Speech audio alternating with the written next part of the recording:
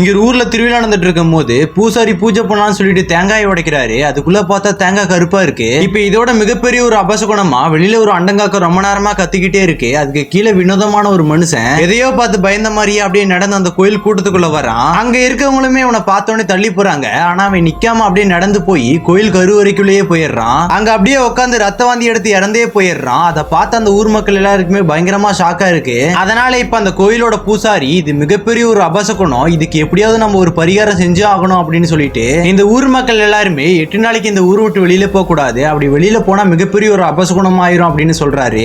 ஆனா அன்னைக்கு நைட்டே அந்த ஊர்ல இருக்க ஒரு பொண்ணு அந்த ஊர் எல்லையை தாண்டி அவனோட காதலனா பார்க்க போறா. அவனுமே அந்த ஊர் எல்லையில ரயில்வே ஸ்டேஷன்ல அந்த பொண்ணுக்காக காத்திருக்கான். இந்த பொண்ணுமே அவனை பார்த்து பேசிட்டு இருக்கும் போது ஒரு ரயில் வேகமா அவனை அடிச்சு அந்த இடத்துல இறந்து போயிடுறான். இதை பார்த்தோன்னு அந்த பொண்ணு ஷாக்கோட ஒரு காட்டுக்குள்ள அப்படியே நடந்து போய் தேன் கூடு பக்கத்துல போய் தலையை விடுறான். அந்த தேனும் இந்த பொண்ணோட தலையை சுத்தி கடிக்க ஆரம்பிக்குது. இத தூரத்துல சைக்கிள்ல பால் கொண்டு போயிட்டு இருக்கவன் பார்த்துட்டு அந்த பொண்ணை காப்பாத்தலாம்னு ஓடி வரான். ஆனா இவன் கண்ணு முன்னாடியே அந்த பொண்ணு இறந்து போயிடுறா. அதுக்கப்புறம் ஒரு அம்மாவும் ஒரு பையனை வீட்டுக்கு வெளியில உட்கார்ந்து இருக்கும் போது திடீர்னு காட்டுக்குள்ள ஒரு சவுண்ட் கேக்குது. அந்த பையனோட அம்மா மட்டும் என்னன்னு காட்டுக்குள்ள பார்க்க போறாங்க. அப்ப அந்த பால்காரன் உங்க கண்ணு முன்னாடி கழுத்தறுத்துட்டு இறந்து போயிடுறான். அதை பார்த்து இந்த லேடியுமே பயந்து போயிடுறாங்க. அப்படியே அசையாம சில மாதிரி வேலை செஞ்சுட்டு இருக்கும் போது வீட்டுல இருக்க ஒரு கோனூசி எடுத்து தன்னோட தலையிலே குத்தி இறந்து போயிடுறாங்க.